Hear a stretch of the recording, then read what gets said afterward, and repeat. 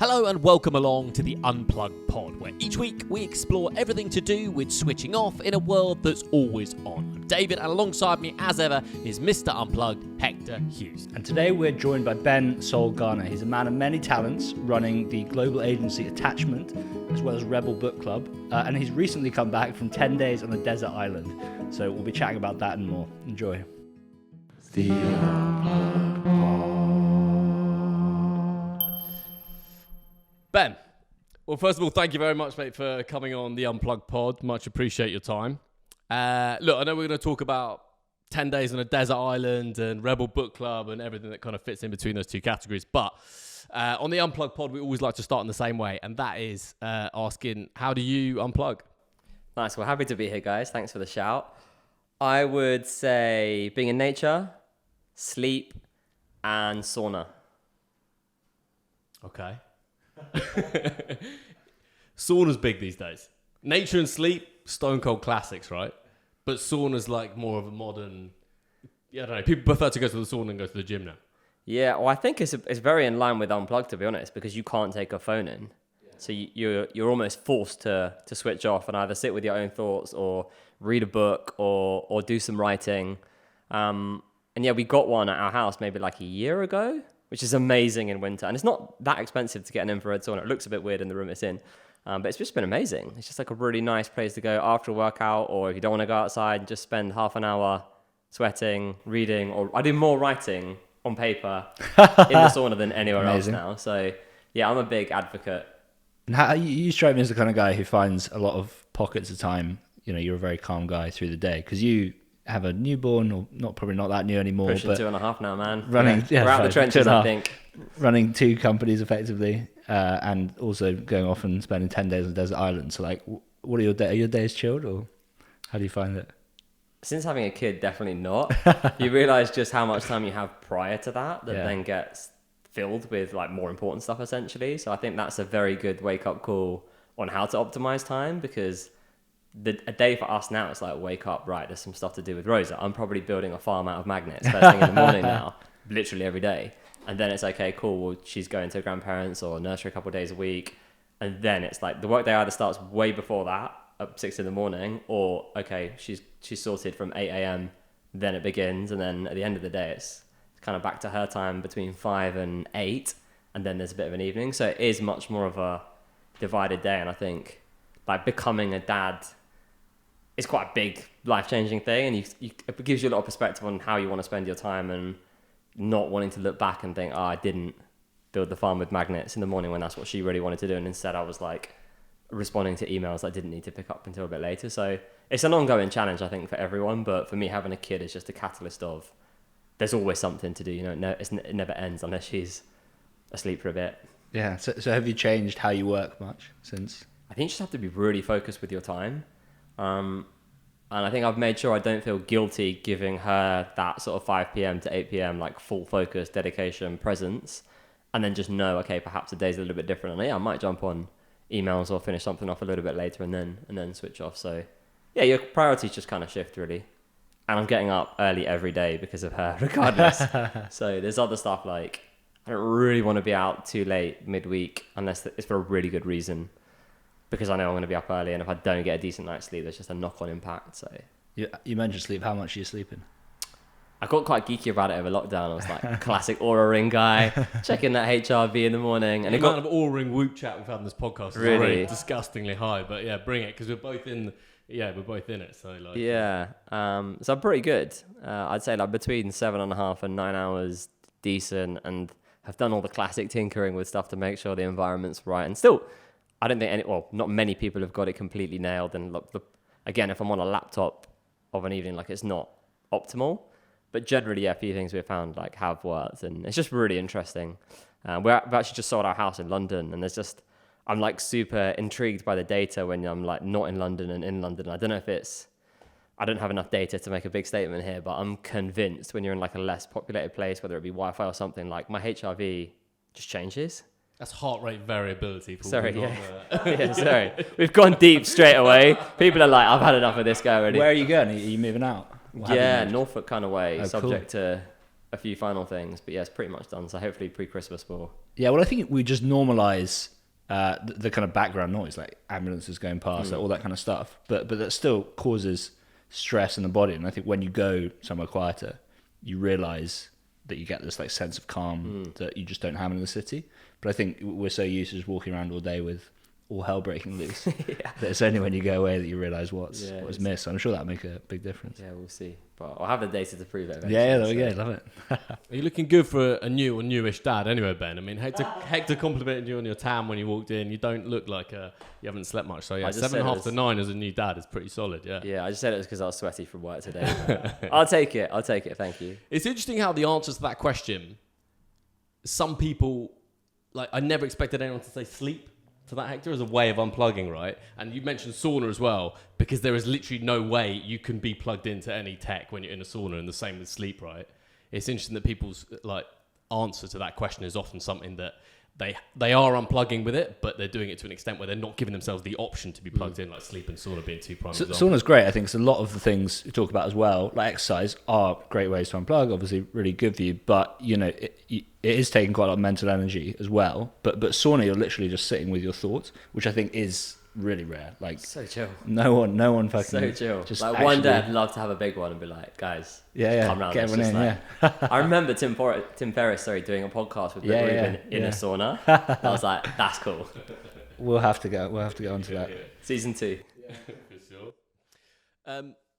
Ben, you spent 10 days on a desert island. Not many people have done that.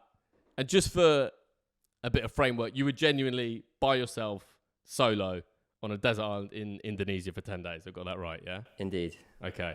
I mean, what were you running away from, bro? Everything I mentioned before. No. I think, one, I'd always been into this kind of stuff since I was a kid. Like, I grew up watching, like, Shipwrecked on T4 and, like, seeing, like, Ray Mears bushcraft and that kind of thing. And so I was always loosely into that and just fascinated by islands. And I'd researched in the past, like, how do you get this sort of like raw back to basics style experience, and there's not many people or places that can offer that authentically. Or if you Google hire a desert island for a week, it's like, yeah, great, 100 grand. It just wasn't feasible. So it was a really random string of conversations, but a number of years ago, someone was like, I know a guy who knows a guy, like that, I've got an island guy. And I was like, great, let's just chat. So I actually did something very similar 8 years ago, back when I had no responsibility, nothing else. So did that kind of experience. And then I think more recently, one had gone through prior to this, basically every year I was like, I need to do something different and something challenging, whether it be a triathlon or something work-wise. And I'd kind of put that on ice whilst we had a kid and were in that challenge for a bit. And then came out and I kept in touch with the guys from 8 years ago, very loosely, particularly over COVID. They'd had a really tough time with their business because it's quite a niche form of tourism that not many people do. And it's more of a passion project for these guys than anything else. So we'd spoken a bit, and he basically, I'd been thinking about some kind of challenge, and they hit me up going, hey man, we found a new island and we need a guinea pig. What are you saying? I was like, actually, the timing's kind of good. And it just felt like such a contrast to my like day to day in an agency working with like fast growth tech brands, and we're on Slack and we're on WhatsApp. It's just like the complete opposite of that, and just a really good challenge personally. So my eyes lit up when I got that shout and was just like, let me have the necessary conversations to get this approval. And I'm game. And it was, from a WhatsApp to on an island sort of 5-6 weeks later. You've written, I read your blog post, 10 takeaways from being on a desert island for 10 days. And I would advise anyone to read it because it's a super kind of unique perspective that so few people can offer up, I guess. But if you could condense it to just one, what was the main takeaways? You got on that boat to come back, or you sort of rejoined society. What was the kind of standout thing that you thought, wow, I didn't expect that? And that's one is hard to pinpoint, but it's a great question. Sure. I think for me, and it's like a little bit cliche, but it's almost just like an appreciation for the word that was still front of mind. I was like, maybe I need to get this tattooed. It's just simple pleasures as a phrase. And actually, when you've got everything taken away and all the modern luxuries and stuff that we just take for granted, it's really simple pleasures that you miss. A conversation, a coffee, seasoning on some food, a comfortable... It's not things that are necessarily hard to get or really expensive. So for me, it was just that perspective shift of, I'm actually going back to, I'm really grateful for what I've already got, and it's pretty good. So stop complaining and get on with it and just enjoy what you already have. I really enjoyed the 90-second video you put out, but I was waiting for the 90-minute video because I could have watched it better. So you're gonna have to go back in a few years and do a longer form edit. I don't know. Does it exist, or do you just choose to keep it like an experience for yourself and then just the written content and the 90-second video? It was so the first time I did something similar, I just didn't document it because I'm just doing this thing for me and had a few blurry photos, but it wasn't really a consideration. This time around, it was more people saying, and my other half, Soph, was like, you're going away for 2 weeks, which is a long time when you've got a fairly young kid. She was like, she's gonna want to know where her dad's been and what's going on, and like definitely take a GoPro. Then it was like 2 days before, I was like, I need to get a drone. Who can Insta story? Who can lend me a drone? And I was like, you know what, it'd be a shame not to capture it. So I didn't go there to get content, but there were certain moments that felt quite natural. I'd be like, oh, this would be a nice thing to... There's one thing talking about something, and there's one thing showing people what something was actually like. So there are some other rushes up, which I've not even been through, to be honest. I was like itching to just share something with immediate friends and family, which I popped on Instagram and LinkedIn and stuff, which has got some kind of nice traction and opened up some really interesting conversations, probably like this. So it's been great. But yeah, I'm not planning to... do the extended cut, but if I ever do, it'll probably just be me moaning on camera, like doing selfie videos. But I didn't. Yeah, that was the majority of sort of the key footage and stuff. But did you find it difficult capturing content or like the whole experience? The whole experience. Yeah, it was tough actually. I think my insight on this now is you do something really, really hard, and like within an hour or two afterwards, you're like, oh, it's amazing. Like I'll do it again. 100%. And in the moment, it's really, really tough. Like there were 100%. Lots of things went wrong. There were lots of low points. But in that environment, the thing I quite like about that challenge is there's not really a way out. You know, sometimes it's just like, I should do this thing, but I'm not going to do it. Here it's like, no one's really coming to save you unless they basically give you like an emergency phone. You could break a seal and bring someone and like, I think they would come the next morning, but it's quite a long boat journey. So you just get it done. What was the lowest point? There was one, so I took like a few basic tools to give some context. So I had a hammock, machete, spear gun, the GoPro, the drone. That was pretty much it, to be honest. So I had something to sleep in. I'm not like a guy who does this kind of thing particularly often. I've never put up a hammock in my life. So it's just like Amazon Prime, great, some blue hammock rocks up the next day, let's go. A bit like the drone. I was like, I need all these things last minute. And I took a flint, which was a big mistake. So I didn't have to use a flint or... Not even sure what one is, to be honest with you. It's like, it basically just makes a spark. Okay. So I just got it off Amazon. It's like, spark, cool, we'll work that out when we get there. Way harder to start a fire than you'd imagine. Did you crack it?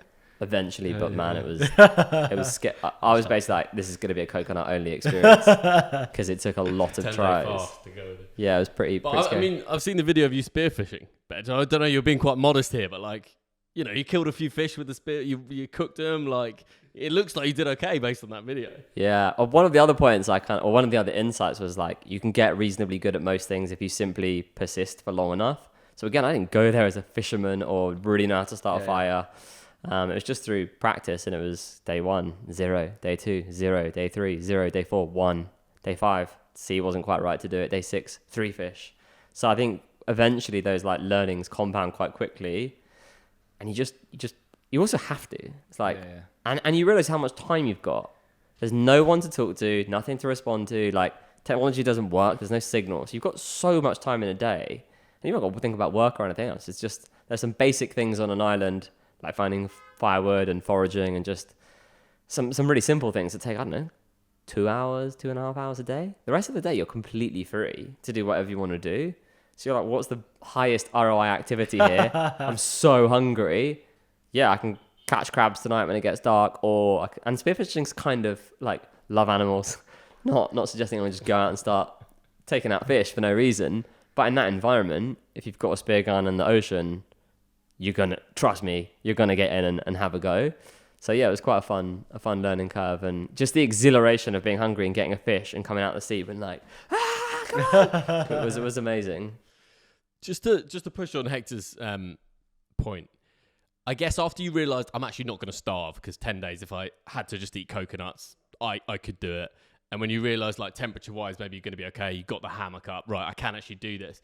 But what was the hardest point, like, psychologically? What was the hardest moment, like, where, I don't know, do you start to talk to yourself, or does the brain start to really go? Because 10 days by yourself on a desert island, I mean, there must have been a moment, like, mentally when you were like, oh, wow, like, this is a bit out of hand here. Yeah, you definitely do talk to yourself. Or I did.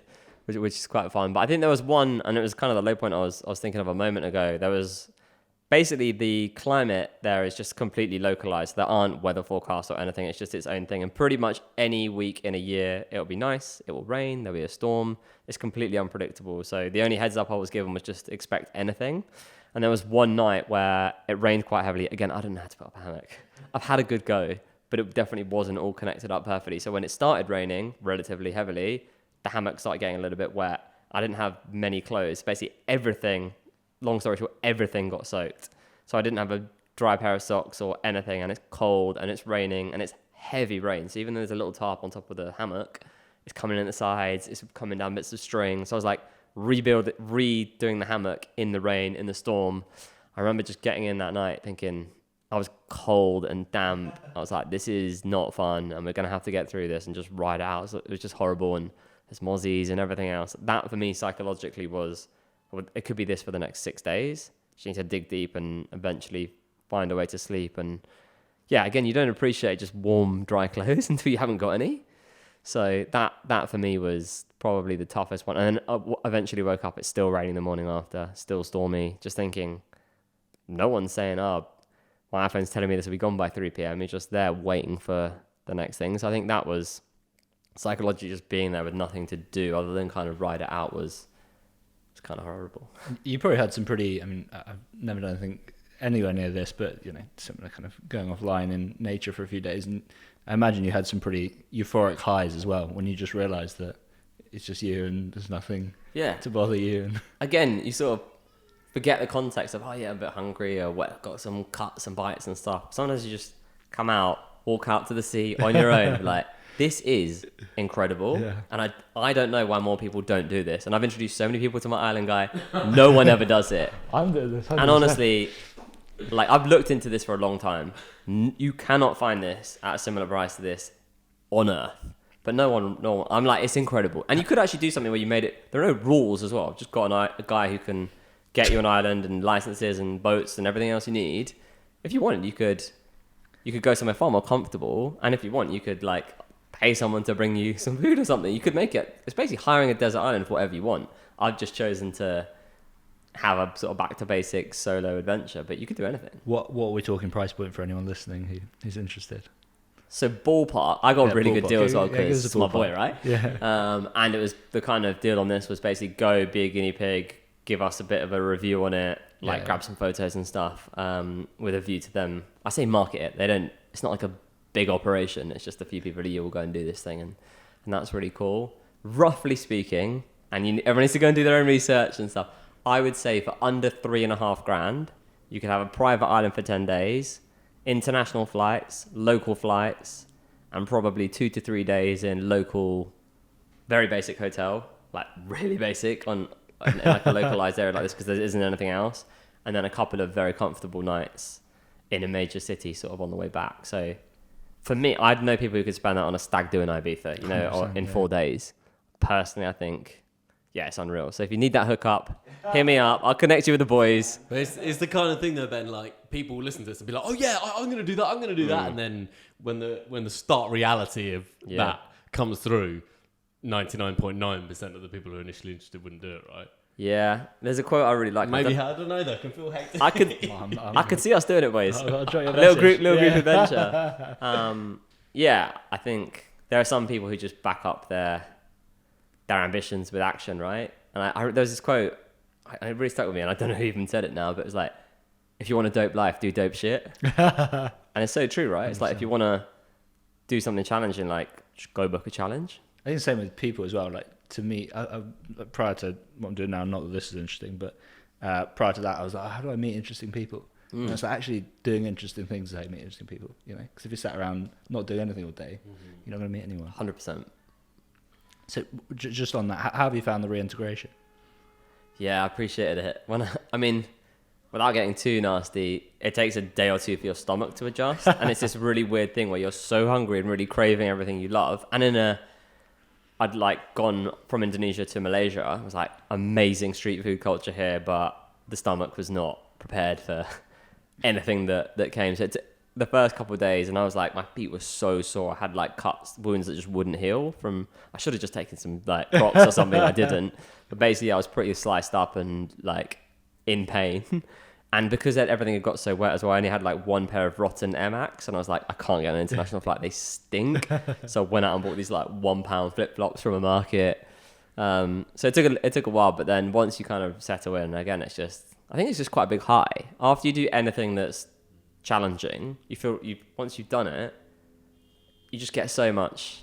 Yeah, and also just speaking to people again. I remember getting back to this like pretty rough hotel in the middle of nowhere and just like reconnecting with friends and family and everyone being like, how are you? What's going on? And so yeah, it was just lovely it's a good conversation starter, to be fair, when you've unplugged in that kind of fashion for a few days. But yeah, you soon get back into stuff. I think it gives you, even if it's on not such like an extreme scale, I think unplugging in any format, whether it be for an hour a day or a week or 10 days or whatever you can carve out, there are so many I don't need to preach to you. There are so many benefits, right, to getting out of your normal routine and just going on airplane mode or unplugging or having a weekend away in a cabin or whatever it might be. So the reintegration's not hard, but I think you come back into things with a fresh mind and thinking on things. Yeah, when I did Silent Retreat just prior to Unplugged, 10 days, almost the fondest memory is nothing at the retreat, but actually being in a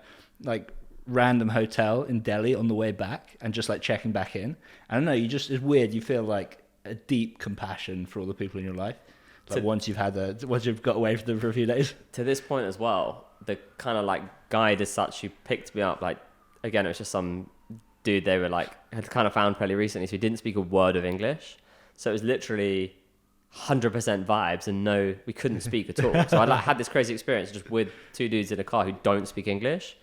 And I remember I was in like music, like I haven't listened to any music for 10 days, like any like local music. And they put something on the radio. I was just like little things like that. And then we went for a bite to eat and no cutlery, like no idea really what we were ordering, what we were eating or anything. It was just that sat around a table like this with two guys, can't even communicate. But it's just like, there's something so human that you begin to appreciate when you haven't had it. It's super interesting. Yeah, really, really cool. Yeah. So let's maybe scratch back a little bit to kind of your business and Rebel Book Club and everything you do at the moment when you're not on a desert island. Like Rebel Book Club's probably a good place to start then. Yeah, for sure. So it's been going for a while now. I think we're over 100 books deep, so 100 months. So 7 to 8 years now. That was just a passion project, really. I'd left traditional employment in inverted commas, so I kind of ducked out of an ad agency, was kind of committed to scratching an itch and doing my own thing in some fashion. And there was a guy who I'd followed for a few years. You know when you lurk? It's like you know about someone, but you've not done anything. A guy called Ben Keane who had a company back then called Tribe Wanted and had basically like crowdfunded an island in Fiji and wrote a book about it and done some really cool stuff. And it was actually when I was on a gap year, so this is going way back. He did this Fiji thing and I was like, man, this is cool, but I got wrapped up in some other work stuff and didn't do it. And then just as I'd kind of handed in my notice at this big agency, he announced this project in Bali. This was kind of before Bali was like a influencer hotspot, but it was in a place called Ubud and it was like a startup community. And the idea was just like escape the UK winter, come to Ubud, work out of the shared workspace. There'll be a meeting 5 days a week for an hour where you can just sit around with other people in this kind of tribe, it was called, and just bounce ideas and work on things. And I just came up with a load of I did some freelance stuff for some brands and other people, and I just came up with a bunch of silly ideas to try and work out what I was going to do. And naturally, I was just reading quite a lot of non-fiction because it's kind of that. I think we're right, I need to work out what's next in my life. I turned to books at that point and just found that this guy, Ben, who was hosting this experience, had the same problem as me. We'd buy books. We liked all the same books. Our Kindles were identical. We'd start books and we wouldn't finish them, or we didn't necessarily have a community who were equally as passionate to talk about them at home. So it's just I was just very casual. Does anyone want to read the same book at the same time or just share notes? And I don't know, maybe in 2 weeks' time I can find a cool place and we'll just go and talk about it. And just went to the bar. I was like, yo, any chance you could make a cocktail based on the book? And they were like, yeah, of course. And Rebel Book Club was sort of born from that. And that first pilot meetup, I guess you'd call it, went really, really well. And I was, top of my mind was just like, I need this when I go home. This is what I need. So it wasn't going to be a business. But Ben was kind of, I think there's something in this. Do you want to do it together? So I was like, yeah, cool. He's like a cool guy doing cool stuff. I was like, why not? I would have done it anyway, just as like a passion project. And yeah, way back then we were like, right, £15 a month, you get a book, you get a meetup, you get a cocktail. And it just grew really organically from there. It was always just kind of a side hustle for us for a long time. And yeah, here we are, 100 plus books later. And basically exactly the same model, right? Pretty much. It's a slightly more complex model nowadays, and it's gone a bit more international. So some members are virtual only, some are in person. But yeah, in principle, last Tuesday of every month we meet up, we talk about a book and a theme and dive into it. And yeah, it's been amazing. Like, it's a nice little business, and I've met so many, like you say about just doing interesting things with interesting people. Nowadays, the books we read are not even ones I'd ever walk into Waterstones and pick up. But it's so interesting to just dive into a theme, go deep on it for a month. And even if you can't finish the book, we say to people like, no stress, like watch a podcast, like jump on Blinkist, there'll be something, but don't be scared to come and just have a conversation, because we'll bring in the experts and we'll build a format where it doesn't really matter if you haven't made notes on 400 pages, you can still deep dive into AI for a month, or productivity for a month, or the science behind happiness, or whatever it may be. So yeah, it's been great. It's a nice, really nice community, and I think like maybe even we connected off the back of that. Or yeah. I'm a proud RBC member, and I think on that kind of diversity of topics is huge, because it's so easy. Like, I read a lot of, end up reading a lot of biographies of old white men, and so actually go to Rebel Book Club and a book is chosen for you. Basically, there's some community voting, but it just exposed so many books that I wouldn't have read normally. So I read one of my favorite from the early ones was a book called Invisible Women. Never would have picked up myself, and I actually felt myself just in the opening pages that have some resistance to it. I was, no, it can't actually be this bad. And then after the whole book, I was like, sold. It's a world designed by men for men, and that has consequences. And so I think it's incredibly powerful to expose people to that. And it's a really diverse community as well. So just bringing people together, because I think a lot of dialogue today, you talk about social media, a lot of dialogue, people go in with ideology and they're just stuck on that, and there's no conversation. And so I think something like this, where you start with a conversation and people just come in effectively identityless and just chatting about the ideas is incredible. So huge advocate, and anyone listening, check it out for sure. Appreciate the plug. But yeah, the books are just a vehicle, right? Like, people they come for the books originally, but they stay for the community afterwards. It's less about the book, and it's more about the conversation and the experience around the theme that month. And even if you can't make it every single month, like, it's just great to see a familiar face when they're really interested in something and can squeeze it in amongst busy lives. Last one I went to, which I saw you at, was one on space, and you had someone who was really in the science side of it, and a guy who was running a startup, like clearing like rubbish from space or something mental like that. And it's really crazy. Interesting. It's really mad. It's one of those communities where like, right, roulette on any topic. Do we have an expert on this thing? And suddenly we read a Michael Pollan book a few years ago about how to change your mind to do with psychedelics. And it was like all these very respectable people, like half of them done ayahuasca retreats. And there's like a whole spin-off community. There's like an entrepreneurs one. There's a psychedelics one. There's like we just kind of started it, and now it's just become its own thing, which is really exciting. And just practically, how does that work then? So last Tuesday of every month, is it always in London?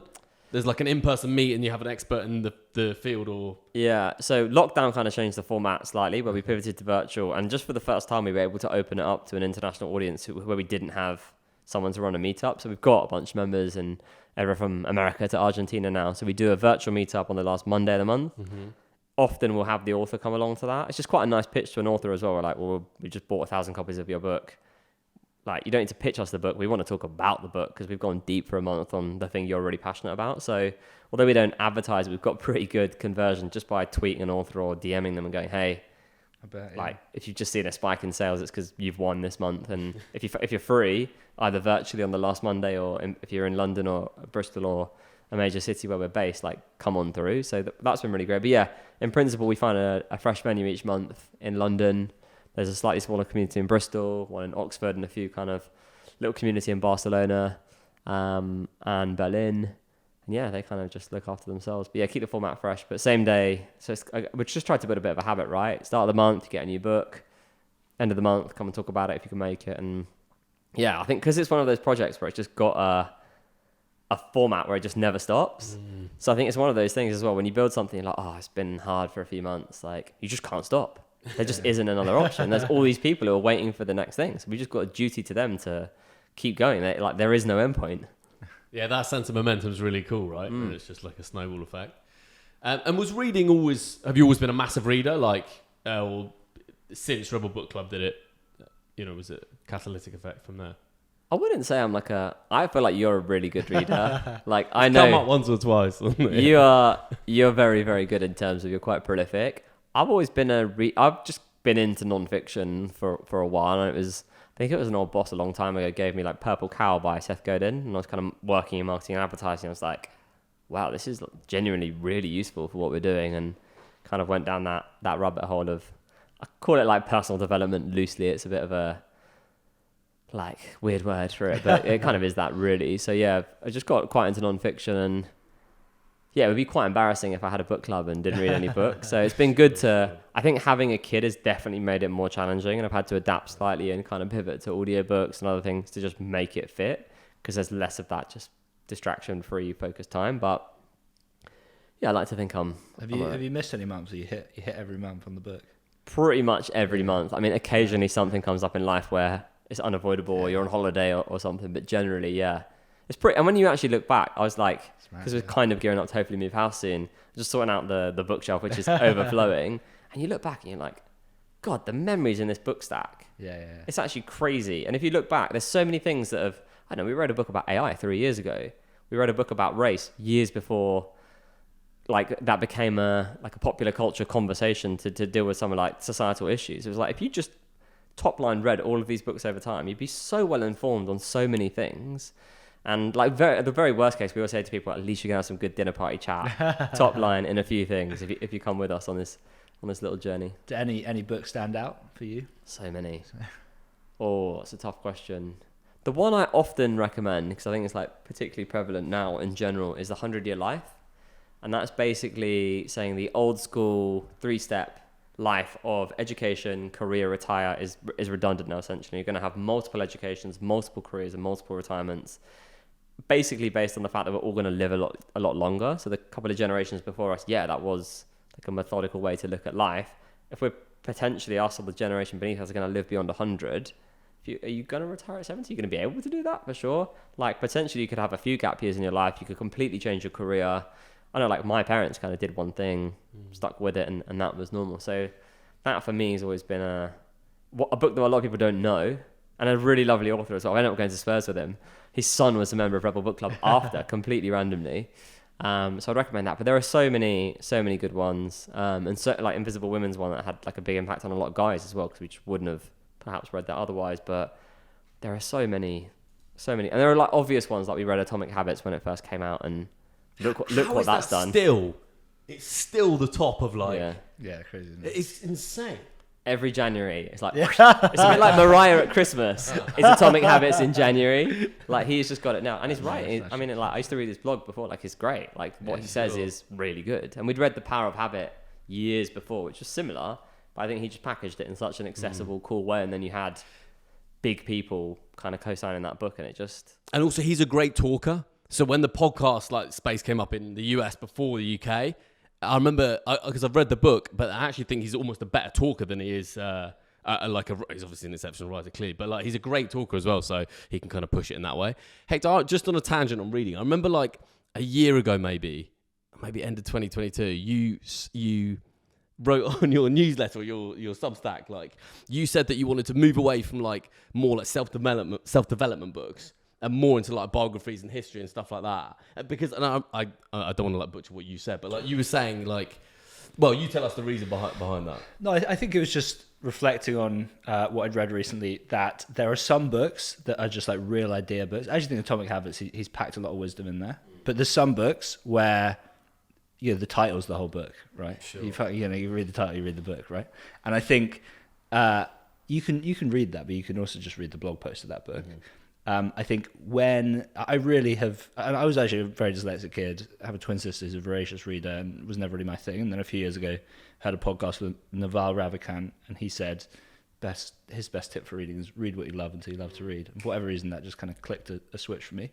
So have now read a lot more like biographies, histories, that kind of thing. And I think for me, it just really helps like understand reality better. Mm-hmm. Like I feel like both fiction and non-fiction, because like non-fiction is like how we got here, and you understand like when you read about someone like Winston Churchill, just to give an obvious example, you understand just like the messiness of reality and just how things actually play out. And obviously every historical book is just one person's opinion on it.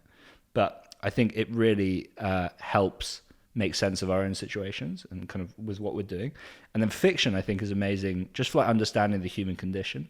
So it really helps you like develop empathy because you read, often through the lens of this character about their life that's so different to yours. And I think it just is an amazing way to give you perspective. And why I'm such an advocate of reading is because, like some people, I don't really just listen to the podcast or whatever, but there is something about sitting with a character for 20 hours, 15 hours, whatever it is, that like that time, you're talking about on the desert island, just kind of, not doing anything, right? Like there's something about sitting and working your way slowly through a book where it's just giving your subconscious brain time to process it and make connections, etc. Like there's still so much about the subconscious mind that we just don't understand. And so I think it's such a wonderful, it brings me a lot of joy. Ben, Rebel Book Club isn't your only kind of venture. What about your other business? Yeah, so to be honest, that is still like a side hustle as such. We have a small team of Ben Keane puts a few days a week into it, and we have someone called Anchor who deserves a shout out, who's been with us for a long time and looks after all the admin. If you email Rebel Book Club, like she's picking it up, which is amazing. But no, my main baby is called Attachment. It is a cultural entertainment agency based in central London, operate globally. And we essentially help brands navigate the world of cultural entertainment, anything from talent for a TV campaign through to brand-to-brand partnerships, licensing deals, ventures, and everything in between. So as I said before, that kind of world is like fast-paced, celebrity, deals, action. Yeah. So I think that's why the island was so appealing, because it's two opposite things entirely. And just for anyone listening who doesn't know Attachment, I mean, just give us an idea of some of it, because we're talking the biggest brands in the world. So what are some of the projects? Yeah, we were really lucky. Our first client was Google, and touch wood, them and YouTube have been with us for 7 or so years now. We work with TikTok, we work with Snap, we work with the British Fashion Council. We just won eBay. We work in sport as well, so we look after England Rugby, a few other interesting sporting things happening next year. So yeah, we're really lucky to have some.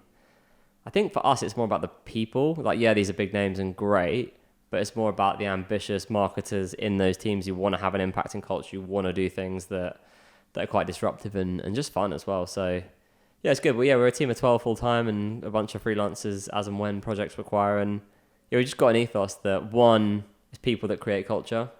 That's our team. That's clients. That's the talent we work with, whether that be a giant superstar like a Lady Gaga-esque level through to a thought leader in a specific subculture like an entrepreneur or someone who's really into sneakers. So yeah, it's great. And I think for us as well, it's never about building a giant agency. I've been in one of those. They're not particularly effective. Our ethos is you can just get a handful of really smart people and bring in experts as and when you need them. And yeah, we've just got a lot more confident, I think, over the last couple of years that, you know what, we can do projects end to end from the idea and the strategy through to the execution rather than just the kind of the celebrity or talent piece. So yes, it's a fun time. Excited to. So how did you go from Bali digital nomading to this? There might be some space in between. So a little bit. Well, I freelanced for a bit and was really fortunate that a few old clients. It was England Rugby, to be fair, were the first brand who were like, "Yeah, I know you've left, but any chance you can still do some stuff because we just feel like the project we've got in mind is quite uniquely positioned." And I was like, and this is the time when video calls were not a thing. It was not normal to jump on a video call. And I was like, well, if you guys are cool to not do it in person, I could definitely start working on some stuff, and did a project for them and O2 specifically around the impact of music on sport. And it kind of just went from there on like a freelance basis. And then there was a guy, I think in life you meet people and you're just like, I don't know what we're going to do, but I just know one day we're going to do something together. And I had that with this guy, Chris. It took us like 6 years to do it. We used to go for like a coffee or a bite to eat and like talk, but like there was nothing behind it. And then stars kind of aligned and I had a few brand clients. He was doing some stuff on the side and it just made a lot of sense to come together. And we didn't take it seriously, to be honest, at the start. It's so funny looking back, like how like serious we are now. We eventually we were just doing this in coffee shops and stuff. And we just got all of these signs that like Google kept coming back to us saying, guys, we need your help on this thing. Airbnb hit us up and like, help. And we did a really good job and we got another brief and we're like, if we can solve a problem for Google and Airbnb, two brands we use passionately most days, surely we've got to take this more seriously. And I was like, I was running a festival in Morocco and doing like loads of other random stuff. And it's like, you know what? This requires some focus because we're onto something here. And that was when we got an office. But we played like 2-3 games of FIFA a day. It was like, we look back now and been like, God, it was good, wasn't it? What a lifestyle at the time. And now we've got, a bit more structure and process, and obviously doing far better, bigger things. Yeah. So what personally is your job now? Is it a lot of managing? Is it a lot of the creative? Like, how are you spending? Bit of a mix. Interestingly, we brought in an MD about 9-10 months ago, who came and was just like, right, we need some roles, we need some responsibilities, and we need, how are you doing this in this way? And I think we'd built it for 8 people sat around a table, and it operated really well and pretty successfully. But if we want to get to that next level and compete and like the top tier of our game, it was like, okay, cool, we need to streamline things a bit. So I've focused more on new business and client development and client relationships and bringing in the next Google or the next big brand or next exciting campaign we're going to work on. And then also specifically the live stuff as well. My background originally was in music, and a lot of relationships are there, and it's just something I think we're really good at and can go head to head with anyone in a specific niche. So yeah, enjoying kind of juggling those two things at the moment. But there's, you know what it's like, there's always something to do. Each day's a bit different. Yeah. So business, second business, baby, desert island. I mean, you're a busy boy, Ben. What how do you balance it all out? Like, do you, at the start of a month, are you like, these are my priorities, start of a year, or do you just go with the flow, or how does that work? Somewhere in between the two. I think one, you've got to stay relatively calm, like if you want to juggle a few things and not get thrown off course because one thing doesn't go perfectly to plan. And then it's just managing your time effectively, right? Yeah, it's harder when you've got more things going on, but really and truly, I think if all of us looked at our 10 hours or whatever it is we work in a day, like there's a lot of time in there that we're not using particularly well. So I think it's like, well, if you want to stay healthy and exercise, you might need to get up a little bit earlier to make something happen, or you've got to carve out some time or book something and commit to it. So yeah, it's always an ongoing. I think anyone that comes in here and tells you they've got it all figured out and optimized perfectly is an alien. Like there aren't many people who do. But yeah, I think it's just being conscious about finding that balance, because you need it. And I think, you know, when this time of year particularly as well, like everyone's kind of grinding stuff out right before the end of year and then winding down, and like everyone needs, especially in our business particularly, the one time of year everyone gets an actual break and isn't going to be bothered is Christmas. Otherwise there's always something going on in some market where there's something that needs to be responded to. So yeah, it's just about striking a balance, and I think not feeling guilty about actually going out for a walk at lunchtime or getting away from a machine, or leaving the office a bit early to come and have this conversation. It'd be easy to just be like, you know what, there's so much to do today. Yeah. Can we push this? But actually, you just got to do stuff. And in terms of like you leading your team and obviously being responsible for them in some way, your team unplugging, do they kind of just follow your lead? I mean, if the boss has gone to a desert island for 10 days or takes a walk at lunch, at least that sets a tone like of, oh, okay, there is space, there is legitimacy for taking a little bit of time to unplug.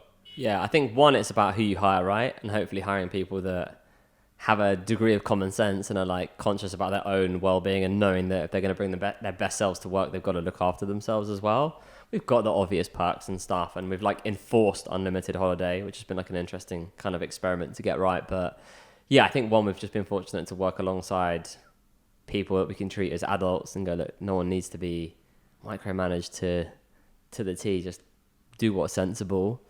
So it's not been too much of a challenge, but yeah, it's something you have to look at. And actually there are some people who really need encouraging to take holiday. It's like, you've been going at it for a while and like, you've not taken anything this quarter.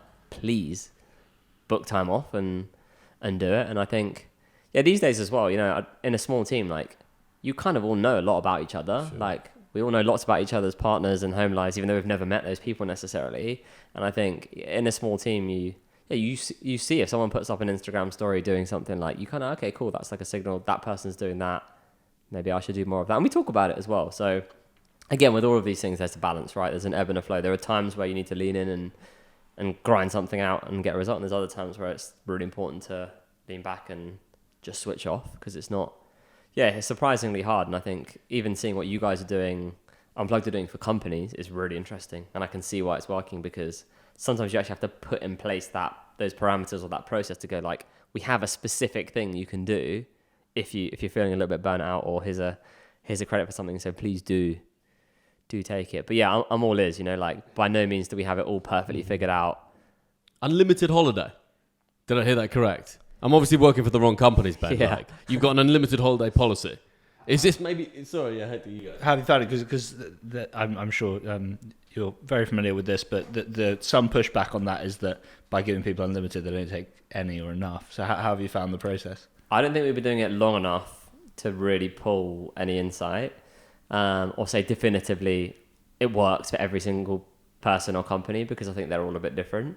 For us, it's been about, one, just like empowering people to be adult. And there are times where obviously it's not a good time to take holiday off because 3 other people are off and where we're up against it. But to feel the freedom to be able to actually do it. And we've kind of found a happy medium where we are tracking it. So you can actually see, because before I think it was just like, well, yeah, it's all good, just do your thing and be sensible. And if you smash it, at this point, of course, if you need to take a break or be flexible, fine, do. In reality, I think that works for some people, but there are personality types that doesn't work for, and it's more anxiety inducing to be like, it's a grey area. So it's been really, and we've done a lot recently and brought in some external support to like have these conversations and build these frameworks. And we've done, I'm going to butcher the acronym, but this like personality, DSIC maybe, or DISC, like personality stuff, which has been really interesting because we had a session the other day where you got to see each other's results and okay, cool. Like some of the team are this type of person, some of this type. For them, having a policy like that is a nightmare. For others, it's a dream. So I think it's about finding that kind of happy medium. But then actually you need to, one, lead by example and actually do it. So like if I'm not taking any holiday, no one else is going to feel comfortable taking holiday, or any of the senior team really. And two, actually encouraging people. So like there's someone on our team, I'm like, you're working really hard. You've booked a couple of things, but you need to take more. Like, so we have like a bare minimum. Like you need to take, and that's, I don't know, as a minimum, you should be taking 28, 29 days, like minimum. And beyond that, great. It's just about being sensible adults overall and not doing something where you just know you're going to screw others over.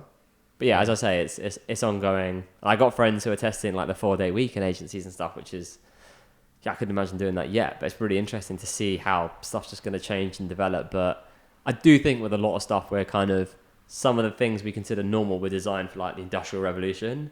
And actually, people should be judged on output versus hours clocked in, because it doesn't necessarily mean we're being effective or successful in inverted commas either. So, yeah, we'll see how it all pans out. Love it. Yeah, I think it really magnifies the culture in a company as well. Obviously, if everyone fucking hates their job, then if you don't have a holiday, people are going to take the piss and it's not going to work.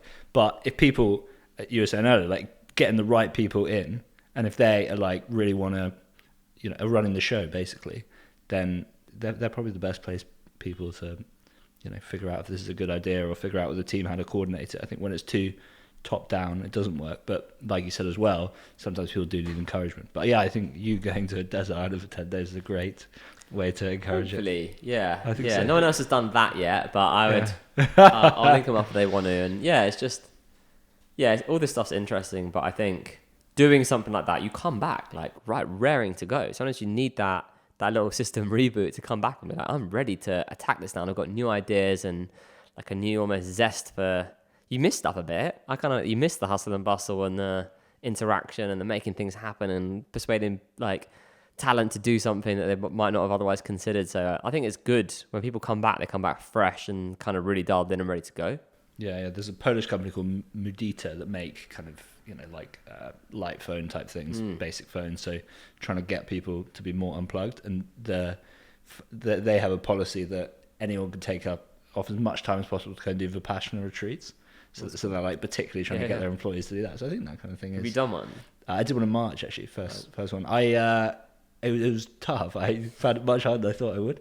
The first retreat I did just came out with such a like halo effect. So I think I went into this one with like sky high expectations. Yeah. It's all going to be like rainbows and fairies, and it was tough. Yeah. So I think it's one of those what you were saying, which is I'm now far enough away. I'm like, yeah, that was great. I definitely want to do that again. But I think I'd like to do something like what you did next, rather than. You should do it. Honestly, I'll message I feel you like about you're holding back guy. on this, Ben. There's something like you got bitten by a snake or something. You've been too positive about the desert island. Like, would Hector be all right? but there's one thing which I He's tougher than me. I'm not gonna. no, I think I don't know, but I'm sure you could. I feel like from other things I've seen, you would get a job done. But the one thing I found out in afterwards, So the team at Attachment were like, we have like a little Thursday slot where someone does a presents about whatever they want to do. And they're like, what the hell happened? Like, I hadn't done the video or anything at this point. So I was like, let me just quick, like an hour before, put together a presentation. And what did I say? Oh, about trusting your instincts. One of the fish I caught, I was like, I've hit gold here. It's big. I'm eating good tonight. And there's just something about it. When I got out of the sea, it was just like a lot bigger and hard. It's just texture-wise, most fish are like kind of fleshy. This was hard, but I don't know anything about fish. You don't get any training before you go and do this thing. You can eat this, you can't. They're just like, good luck, my friend. And anyway, I showed a few days later after I got off the island, I showed like a local fisherman a picture of it because I was like, I just didn't eat it because it didn't feel good. He was like, no. Again, no English. I was like, didn't think anything of it. Did this little presentation internally, and one of the guys on our team used Google Lens to see what the fish was. Turns out it's this like crazy toxic puffer fish. If you eat it, I think it was 1,200 times more toxic than cyanide. 0.02 milligrams is enough to kill a human, and there's no known antidote. So obviously I didn't know any of this, and I'm a pretty chill guy, so I'm like, what was meant to be was meant to be. But like, had I just eaten a bit of that fish, like I probably would have died. So there's stuff like that where actually, like, it's pretty dangerous if you're not. Because you were so many hours away from help as well, right? So you're taking one bite of that fish. Apparently, yeah. From some intense Googling, it's like 45 minutes to 2 hours, and it's like cardiac arrest type territory. So, no, and there were a few things like I fell out with a coconut tree, and there were a few like rogue moments, but in hindsight, they're like the best stories of the kind of things that make it. But coconut trees get big. I mean, how big are we talking? Because they go. I wish I had it on video because Yeah, it was horrendous at the time, but like it would have been quite funny to look back on now. There was one tree for those watching the video that kind of like came out slightly at like a bit of an angle, so you could shimmy up at it. Anyway, I spent ages. I won't go through the whole story, but like ages trying to get some coconut sauce. I was up there with a knife, just like sawing away for so long. And then when I came back round, I kind of had to like swing round. And I fell off basically, but I grabbed on, so I was like clinging on, but it was quite a thick tree, and I was pretty weak as well. So I shimmied down as much as I could, and eventually I was like, I just can't hold on anymore. And I just fell and just landed flat on my back in the sand. I was just there, like winded, like, oh my God. Anyway, fortunately, like there weren't loads of rocks there. It could have been a lot worse, but I was just like, this is a real wake up call. Just slow down, think about what you're doing, like, and just stop making like really brash, quick decisions about stuff, because I could have come down that tree backwards and really it wouldn't have been particularly comfortable, but it would have been safe. So there are a few things like in hindsight, had it gone in a very slightly different direction, like I could have eaten that fish or had a really bad fall, and it would have been really problematic.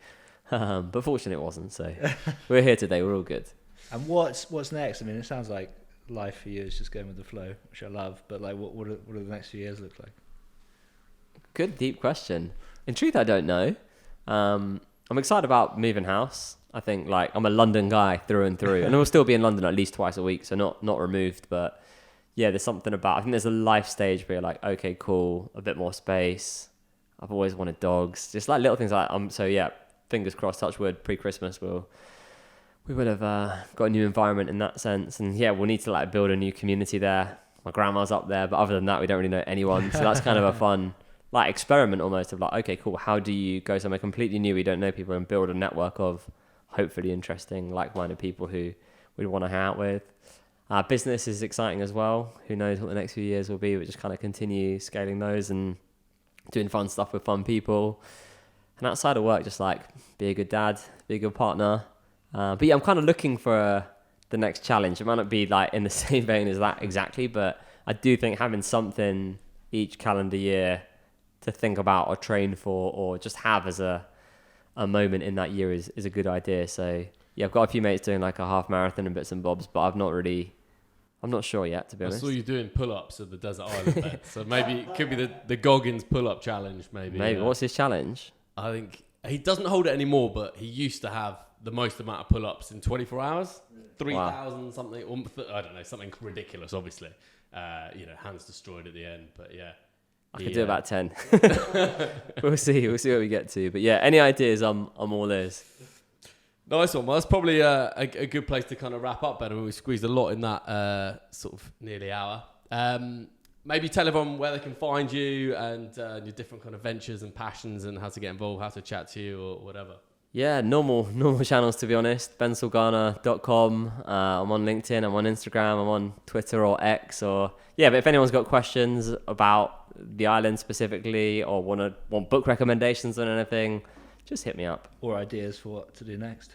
Yeah, I'm honestly quite open, so no plans or thoughts as yet. But if you've got something in 2024 or a group thing, I'm game for something fun and challenging. Love it, mate. Well, a real joy to have you on. So Thank thanks you. for coming in. My pleasure. Cheers, guys. Thanks so much, mate. Really. Does your brain never feel like this?